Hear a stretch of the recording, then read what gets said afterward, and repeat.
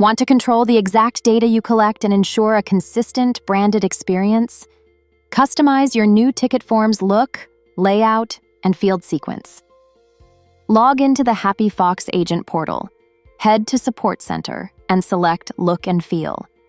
Choose the new ticket from the module switcher.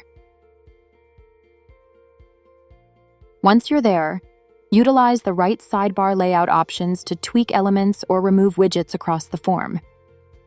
Forms have two main sections: ticket fields for queries and contact details for user details. Let's start by customizing the appearance. These components manage the visual elements around the ticket form.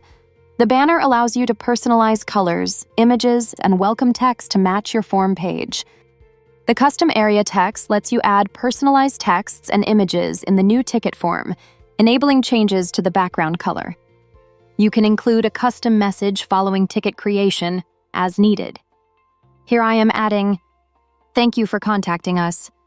We have received your ticket and will get back to you shortly." Next, you can enable Google's reCAPTCHA to prevent spam and minimize junk ticket submissions. Customizing form structure. The Properties component controls the data collection flow, starting with basic ticket details and a message, while allowing users to CC others and drag and drop files.